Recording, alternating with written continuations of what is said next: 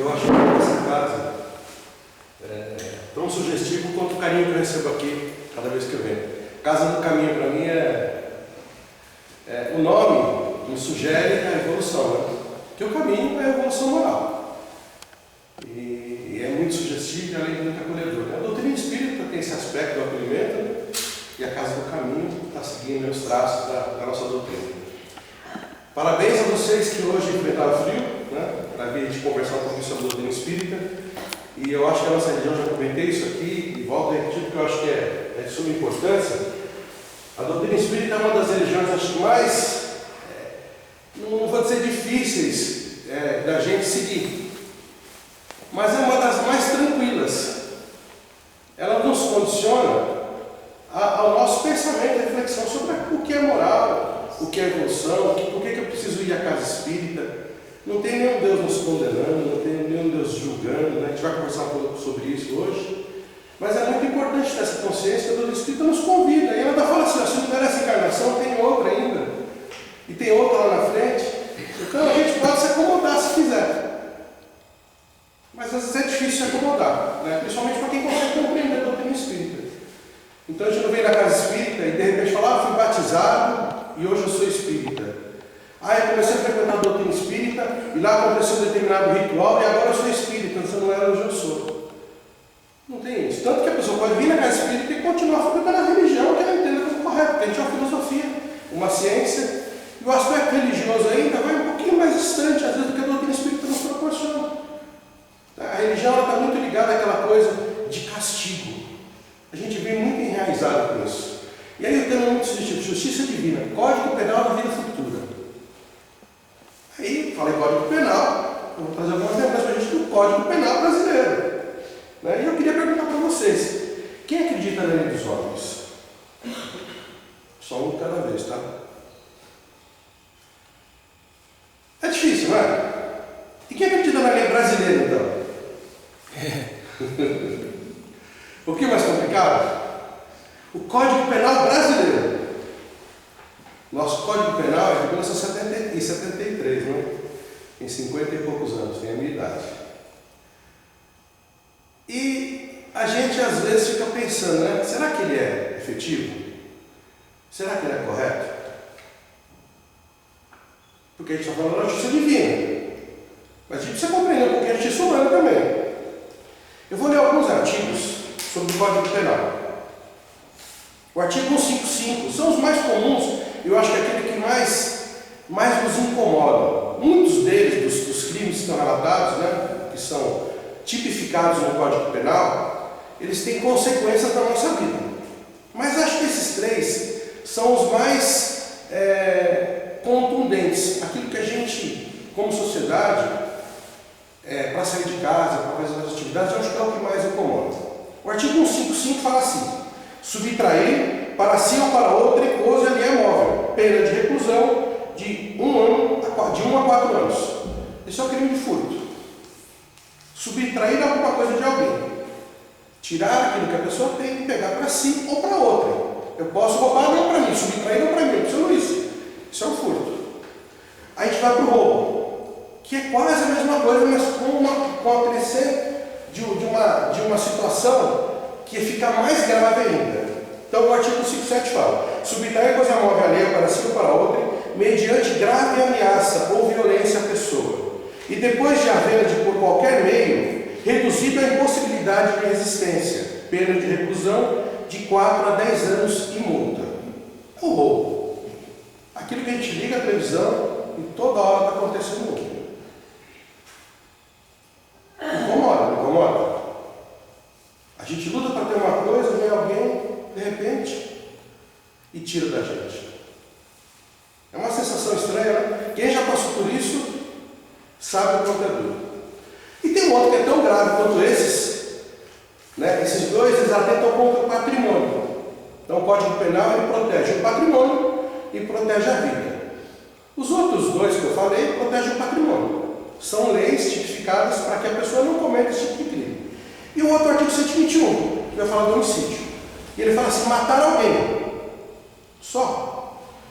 Esse é a tipificação do artigo 121. Matar alguém. Pena de reclusão de 6 a 20 anos. 6 a 20 anos. Então, a pessoa que cometer esse tipo de crime tem uma punição.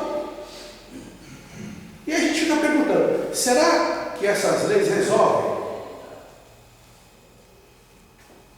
Será que essas leis a gente não pode falar, poxa, já que tem uma tipificação penal, e se a pessoa cometer aquele crime, ela vai sofrer penas de até ser privada da sua liberdade, e até pagar multa sobre aquilo.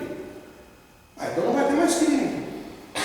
Seria essa a intenção do Código Penal. Eu crio leis para que o homem não cometa essas leis, para que o ser humano não pratique aquele determinados crimes. E aí, a gente fica assim, né? Quando eu falei, quem acredita na lei brasileira, né? A gente até dá risada. E dá-nos a impressão de que realmente ela é muito falha. Nos dá a impressão de que nada acontece. E pior ainda, o Código Penal ele não é proibitivo. Vocês perceberam os 3 artigos que eu li? Eu não te falei que é proibido roubar, que é proibido furtar, que é proibido matar. O artigo 121 fala assim, artigo 121, matar alguém. Ele nem colocou a palavra, é proibido matar alguém. Se eu quiser trocar minha liberdade pela vida de outra pessoa, eu posso. Eu posso. Se eu quiser furtar algo de alguém, em troca da minha liberdade, eu posso furtar. O Código Penal não está me proibindo disso, ele está me dando uma sanção. Ele está dizendo, Marcelo, se fizer isso, vai acontecer isso com você. Essa é a consequência do ato que eu cometi. E fica um vazio, não fica? Porque a gente vai ficar pensando, caramba, eu faço tudo isso, né? E aí isso ainda continua acontecendo. Aí quem aqui já se pegou pensando na pena de morte? Quem aqui acredita que a pena de morte é a solução para acabar com os crimes? Dentro da casa espírita, talvez seja mais difícil de concordar. Mas talvez numa conversa de lanchonete, uma conversa de boteco, uma conversa no nosso dia a dia, na empresa, no lugar, fora da casa espírita, vai ter momentos que a gente fala assim, poxa, eu acho que resolveria. Eu particularmente sou contra. Por questões éticas, por questões morais e por questões falhas da própria lei. A gente falou das leis falhas brasileiras. Né? E essa é a lei, e a gente tem um código de processo que rege a forma como que as pessoas vão ser condenadas. Porque aqui é a tipificação do crime. Depois nós temos um código de processo penal. Esse código de processo penal, ele vai determinar a maneira como que o processo vai ser conduzido. Quando que a pessoa vai ser presa? No começo, no meio, no final, né? A gente fica a impressão, a pessoa comete o crime, vai na delegacia, confessa e sai pela porta da frente. Está errado, está certo. É o Código de Processo Penal que fala como é que vai ser modificado isso, como é que isso vai ser conduzido. E a gente fica a sensação, é muito impune, não acontece nada. Quem aqui já entrou no presídio? Eu também já. Não foi por cometer crimes, tá? Tive essa. E detesto o local. Eu acho o local muito pesado. O ambiente é muito ruim, não é? Sim. É um ambiente carregado de uma emoção muito negativa.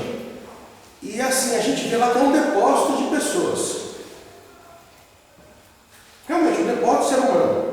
E a gente trata de lá, tem que ficar lá, não ficar esquecido. Ou, se a gente acreditasse, tem que ir lá, tem que ser condenado na pena de morte. Para que a gente faça o quê? Pega aqueles indivíduos que cometeram crimes, que são separados da sociedade, a gente está aqui num grupo, e a gente vai pegar os outros e vamos excluir. Como se eles não mais existissem. A nossa vontade é, fique preso lá pela eternidade, porque eu não quero vocês aqui no meio, furtando, roubando, matando as pessoas. Eu não quero você cometendo crime. Eu acho que essa lei, ela devia ser, de acordo com os crimes, educativa. Tivesse lá dentro educando que o crime não compensa. Que quando abrisse a porta para ele saía mais ou menos preparado, que o crime não compensa. Tirar dele. Mas sabe como que a lei trata? A lei trata as pessoas que estão lá presas com reeducandos. A lei não é ruim. Olha que eu estou falando para vocês da lei brasileira, ela não é ruim. Por tudo que acontece. Eu não atuo na área criminal, sou advogado, as pessoas conhecem a pessoa advogada, eu não atuo na área criminal. Eu não gosto. Por vários aspectos, até porque eu vou tirar, eu não consigo. Eu não consigo tirar nem dinheiro daquela pessoa, porque eu vou torcer para ela continuar presa. Então o negócio meio contrassenso, então eu não quero atuar nessa área, eu não gosto. Mas a gente estuda na faculdade, 50% dos alunos adoram o Código Penal. Primeiro, porque a gente estuda para condenar. Depois você sai da faculdade querendo tirar as pessoas de lá. Você estuda, como que condena, qual que é o crime, quanto que é a pena, de que forma vai ser condenado, você sai de lá, você tem que lutar contra aquele código que você estudou, você tem que tirar aquela pessoa que lá dentro, é o teu trabalho. Se é certo ou errado, não estou entrando no mérito, porque essas pessoas cometem determinados crimes e conseguem a liberdade, mas a sensação de prisão daquela pessoa, da perda da liberdade, transforma aquela pessoa. Então, às vezes, o processo penal já é interessante, ele tem a sua utilidade, até quando a pessoa responde a liberdade. Por mais que a gente ache absurdo, muitas pessoas têm medo de perder a liberdade. Por mais que a gente entenda que dali, muitos presos não querem estar ali. Muitos.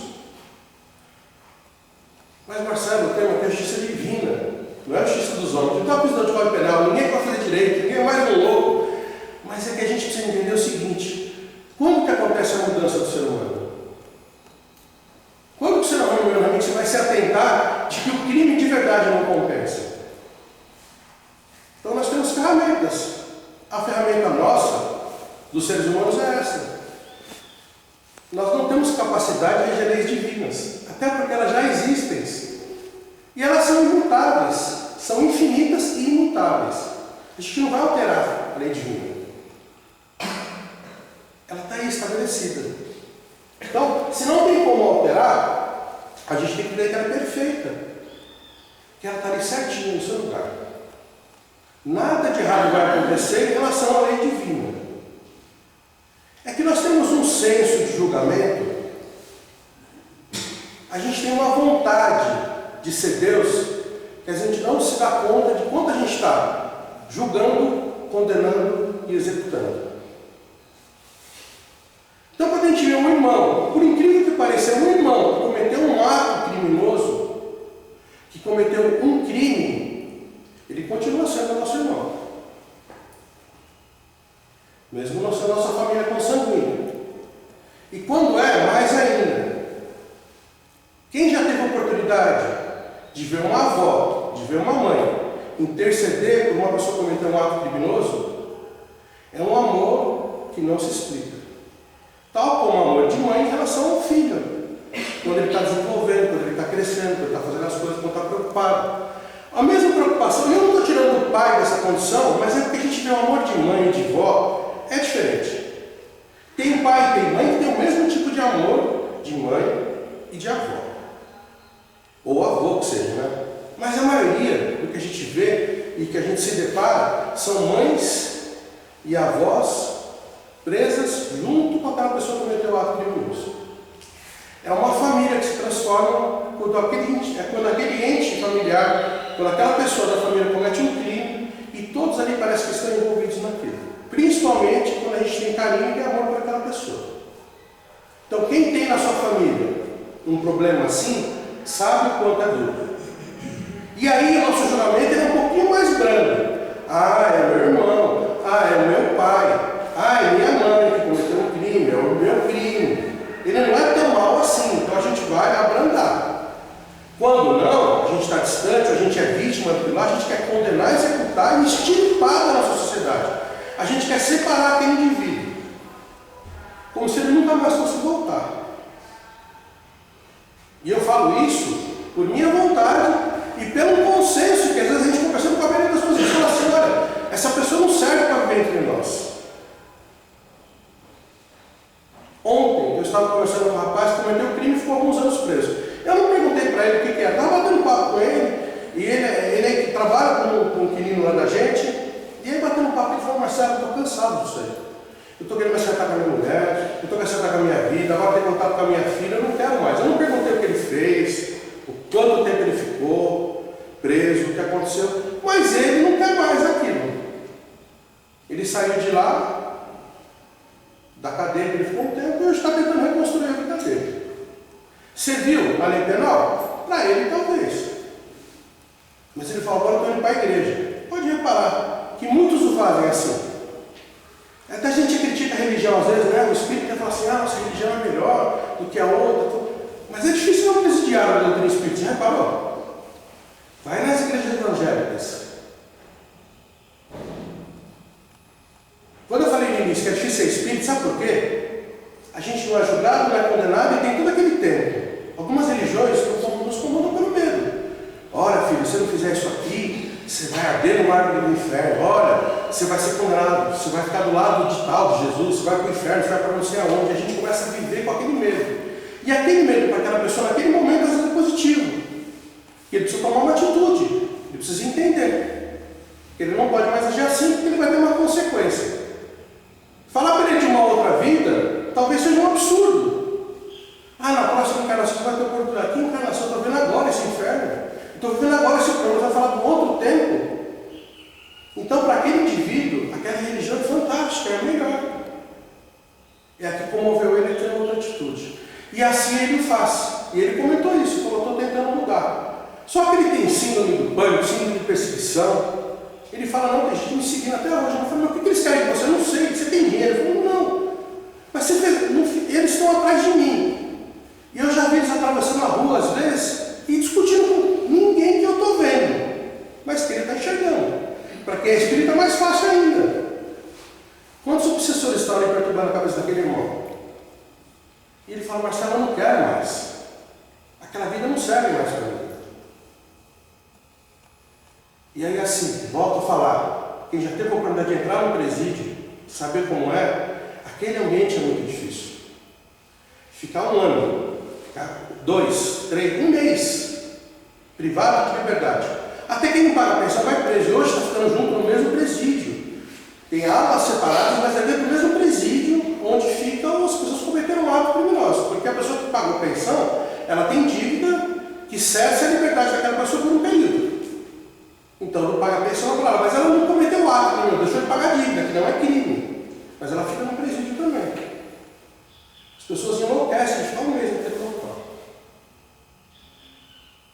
Mas Marcelo, nosso tema é justiça divina, porque você insiste na justiça material. É para a gente compreender que mesmo que a gente crie regras e leis, estabeleça de qualquer forma, vai ser muito difícil de adequar para todas as pessoas um senso comum. Como eu falei, isso meu amigo que falou, eu não quero mais estar ali. Eu não volto para aquele local. Mas ele não falou que não volta para aquele local culpando os outros, ele não volta para o local pelas atitudes dele. Ele falou, eu não vou fazer mais aquilo que eu fiz de errado porque eu não quero voltar. Porque tem pessoa que comete um crime, sai, comete outro, sai, volta e está normal. A vida para aquela pessoa é aquilo. Entende até como profissão. O que eu faço para viver é cometer crimes. Então entrar e sair faz parte da minha vida. Vou viver assim. E depois vocês ficam lá um período e voltam. Como o senhor nos comentou, que tinha aquele lugar, são tratados como reeducandos. Estão ali para se reeducar. Agora a justiça divina ela é tão perfeita, ela é tão correta, que ela nos modifica onde? Na nossa consciência. A lei divina ela está intrínseca em nós. Alguém já leu o Código Penal de Deus? Alguém já viu algum livro sobre a justiça divina? Deus escreveu um livro lá, e lá está todos os atos que a gente não pode cometer, ou é proibido ou tem sanção. Alguém já viu um código desse? Não existe. Ah, mas todo mundo fala da justiça divina. Todo mundo sabe o que é. Pode ter certeza, todos nós sabemos o que é a justiça divina. E não precisa ter palavras. Porque quando a gente comete um ato errado, quando a gente faz alguma coisa, e a gente tem consciência daquele ato, aquilo de pronto machuca a gente. A partir do momento que a gente cometeu um ato e a gente se deita e fala, poxa vida, que mancada que eu dei. Eu magoei aquela pessoa e me dei conta do quanto eu fiz de errado para aquela pessoa. Aí a gente toma-se de consciência do ato que cometeu e aquilo transforma a gente num remorso. E dependendo do que a gente fez, aquilo vai transformar a nossa vida e vai virar uma bagunça. Até que a gente consiga reparar aquele dano. Ah, mas Marcelo, tem pessoa que não tem consciência, é verdade. Tem pessoa que faz até fica feliz de cometer determinados atos. Não é verdade? Tem pessoa que parece que faz as coisas, e a gente vê em filme, vê em novela, para para perceber, às vezes na sociedade a gente vê algumas pessoas que realmente parece que tem um prazer pelo mal. Então, para essas pessoas não servem? Não, um dia essas pessoas acordam. Um dia essas pessoas tomam de conta que, poxa, a vida não vale a pena. Que esse prazer que eu sinto com o mal é muito, mas muito, muito menor do que o prazer que eu sinto quando eu faço bem com alguém. A condição de felicidade do espírito puro é o bem que ele faz para o outro. As pessoas que estavam na sociedade, as pessoas são aquelas que a gente tem como referência de comportamento humano, aquelas que a gente tem como referência de pessoas boas, de pessoas evoluídas, não são aquelas pessoas que não fazem nada, são aquelas pessoas que praticam o bem.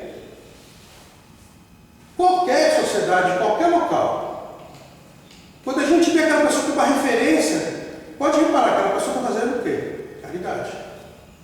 Aquela pessoa está ajudando. Lógico, a gente vai ter referências no esporte, a gente vai ter referências na política, a gente vai ter referências nas pessoas que comandam, que regem uma sociedade, um grupo. E aí você fala, aquela pessoa realmente ela é destacada porque ela tem um intelectual muito grande, porque ela comanda uma fábrica, uma sociedade. E aí tem esse destaque. Mas as referências para a gente morais são aquelas pessoas que praticam o bem. São as pessoas que fazem caridade. E aí a gente vai entender que quando é que essas pessoas modificaram? Quando elas perceberam que era muito melhor fazer o bem do que fazer o mal. Por isso que a justiça divina era perfeita. Porque uma hora a gente se dá conta do que está acontecendo. Está ali, dentro da gente. Eu vivo num tempo hoje que eu fico lembrando da minha infância. E eu pensava assim, poxa, como era legal na minha época? Como era bom? O meu pai falava a mesma coisa, como era legal na minha época? A minha neta só tem 3 meses, né? Então assim, eu estou numa alegria que eles vão para o pão, sabe, tudo a gente fica ali imaginando como a gente vê a vida se renovar quando vê um neto. E falavam para mim isso, mas até a gente perceber e sentir é totalmente diferente. Então talvez minha filha vá falar isso para a minha neta. A minha época é melhor que a sua. Dá uma sensação às vezes de, poxa, parece que a sociedade regrediu. Se meu pai falava que era melhor, eu falava que era melhor, se minha filha falar para minha neta que é melhor o tempo dela, será que a gente realmente não evoluiu? Será que a justiça divina realmente está tão correta nessa situação? A gente passa por diversas transformações, né? A nossa vida é consequência de escolhas, é consequência de atos que a gente comete, e a gente vê que o mundo está se transformando. Eu acho que não tem época melhor, tem época diferente. Eu tinha quem aqui tem um pouquinho mais de 30 vai saber que era o Atari, né? Aqueles videogames mais antigos, o Mega Drive, o Atari, tinha uns outros videogames mais antigos, que eram aqueles videogames, os traços da televisão eram totalmente diferentes dos de hoje, né? E ainda quando ligava a TV, vai queimar a televisão, meu avô então não deixava nem ligar, porque ia queimar a TV e estragar. Hoje, a gente vê os videogames de última geração, eu falava, cara, se tivesse naquela época aquele videogame, eu também ia sair de casa. Eu também ia ficar jogando videogame o dia inteiro. E a gente tinha poucos, além de ter poucos, tinha que ir lá alugar um cartucho, na locadora pegar, voltar, devolver, não tinha dinheiro. Então você não tinha, vamos para a rua brincar. Então, porque a gente não tinha acesso a determinadas coisas. Hoje tem acesso, hoje é tudo mais fácil, e a gente não sabe lidar. Então talvez a gente viva épocas diferentes por isso. Porque antes na casa da gente, tinha 2 sofás, um de frente para o outro, para receber as visitas. Hoje tem 2 sofás virados para a televisão. Daqui um pouco não tem mais TV, porque está todo mundo olhando o seu celular. E já está quase assim. As pessoas sentam no sofá, a televisão está ligada, a minha televisão, que era um problema. Hoje ela está ultrapassada porque está todo mundo com a TV ligada olhando para o celular.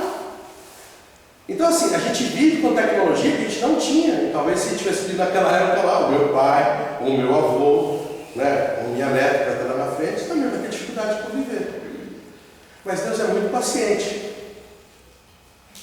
Deus criou regras e leis que são assim, não são estabelecidas pelo nosso comportamento do dia a dia. E será que Deus está se preocupando? Será que Ele cuida realmente de tudo? Tudo que a gente faz vai ter que ter uma sanção, vai ter que ter uma pena? Será que a gente vai ter que resgatar tudo que a gente fizer de errado? Será que Deus está se preocupando comigo? Sou tão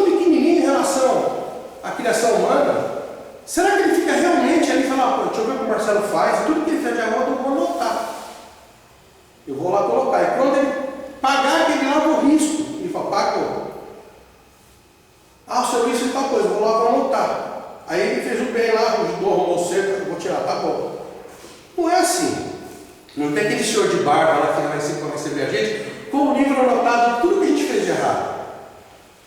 Lembra que eu falei que a cheia divina está intrínseca, que a gente sabe as regras? E ninguém precisa explicar, precisa ter palavras? Tudo que a gente fez de errado também está dentro da gente. E gente, uma hora vai ter que pagar. Uma hora vai acontecer. Uma hora aquele problema vai bater na nossa porta e a gente vai ter que sanar ele. E aí o duro que a doutrina espírita fala assim, se não for nessa, é na outra vida. E aí vem as expiações, né? Hoje nós vamos num mundo de provas e expiações. Acho que todo mundo já ouviu falar disso, né? E que a gente vai passar por um mundo de regeneração. Também já deve ter ouvido falar disso. Ó, o mundo está se transformando e quem não se adequar a esse mundo aqui vai para outro mundo, para outro local, porque o planeta está evoluindo.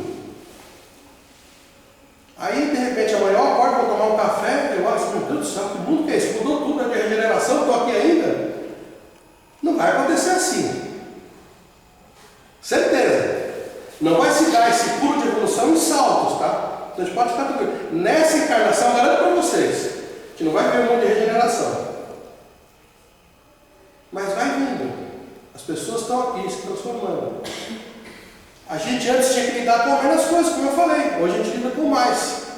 O número de pessoas hoje é maior do que há um tempo atrás. A humanidade hoje é diferente. Hoje o que a gente faz aqui reverbera no outro lado do planeta em instantes.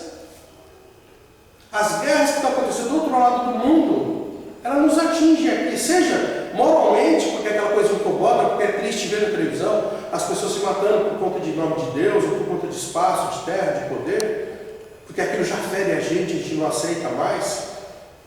Mas ela, até economicamente, até por uma questão de planeta, de conjunto, de uma série de coisas, ela interfere na nossa vida.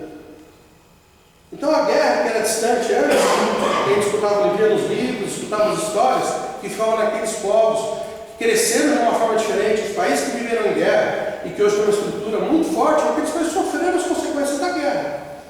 E aí eles cresceram de uma forma mais ordenada. Mas hoje ainda tem esse resquício da guerra, ainda lutando ainda contra a nossa consciência de que isso não faz bem. Qualquer pessoa em sã consciência fala assim, meu Deus do céu, por que a guerra? Por que matar outras pessoas que a gente nem conhece? Então assim, é uma coisa muito sem sentido, mas que a gente cada vez vai se dando conta de que ela é errada. Então essa transformação que o planeta está vivendo, é tudo isso que a gente está acompanhando. Não é que o celular não é de Deus, não é que a televisão não é de Deus, não é que a guerra não é de Deus, não é que Deus não criou essas coisas por conta de que a gente teria que enfrentar elas. São consequências dos nossos atos. O inferno e o céu estão aqui. Onde a gente está vivendo? As expiações, elas são consequências dos nossos atos. Né? As consequências morais e espirituais futuras, elas são condições que a gente estabelece nessa vida aqui, quando encarnados. Então a nossa conduta é que vai direcionar para a gente se o caminho vai ser bom ou vai ser ruim. A justiça divina está ali, dentro da gente. Se a gente de noite, de manhã, durante o dia, fizer uma oração, conversar com Deus, pedir proteção para o nosso trabalho, pedir sabedoria, pedir para os amigos espirituais nos auxiliarem na nossa conduta, a gente vai perceber que muitas coisas para a gente não vai servir mais. A gente não vai precisar de um código penal brasileiro para controlar a nossa vida. Porque a nossa consciência vai dizer aquilo não é meu. Eu não posso fazer aquilo. Então, quando a gente às vezes condena, julga e executa uma pessoa que cometeu aquele ato, o que a gente pode entender? Aquela pessoa ainda não se deu conta de que é muito melhor viver de outra forma. Então, a gente tem que ter consciência e tranquilidade de que a vida está se ajustando. Por mais estranho que pareça, as coisas vão melhorar. Ah, Marcelo, mas eu não consigo viver assim, eu fico chateado por isso, por aquilo, eu queria viver um mundo melhor hoje. Tá bem, mas vai saber a peça rara que a gente foi na outra. Né? A gente às vezes está condenando e não sabe nem o que a gente fez. Para encerrar por conta do nosso tempo, eu não sei se eu já contei aqui, mas tem uma história de Chico Xavier que eu acho fantástica sobre a questão dos nossos resgates. E o Chico tinha uma sabedoria que era fora de série, né? Tem, né? Porque espiritualmente continua aqui ativo entre nós. E tinha um amigo dele que era contador, fazia um trabalho social com ele, e esse contador, em determinado tempo, chegou muito chateado para conversar com ele. Ele falou, Chico, entraram no meu escritório lá, acabaram com tudo. O que não roubaram, quebraram. Eu tinha computador, eu comprei lá em 10 vezes, estava pagando, levaram embora o computador, né? Ó, isso não é justo, não é certo, né? Aí ele falou, filho, às vezes é bom devolver, né? A gente não sabe o que a gente fez na outra vida. A gente não sabe a peça que a gente foi. Então a gente só está devolvendo às vezes. E aí o Chico olha para aquela situação que parece um desastre e fala assim, poxa, irmão, como é bom devolver, né? Então, tá aí. Porque a gente não precisa devolver tanto. A gente comentou bem na sala que não tem que pagar. Mas é consequência. Então tudo que a gente fez, certo ou de errado, e a gente sabe a peça rara que a gente foi, né? Nessa encarnação mesmo, e a gente vai ter que resgatar. A justiça divina é perfeita e não acontece em saltos, a gente não vai para um local para ficar queimando no inferno a vida inteira, a gente vai resgatando. E o primeiro passo que a gente dá é tomar consciência. Então, quando eu falo da doutrina espírita, que ela é uma doutrina que não é fácil de a gente seguir, porque ela não é punitiva, porque ela não nos julga, porque ela não nos condena, e ela deixa a mente aberta, mas ela é um convite para essa consciência de que a gente tem que melhorar. Muito obrigado pela atenção de vocês. Espero que a gente possa refletir sobre essas situações. Obrigado.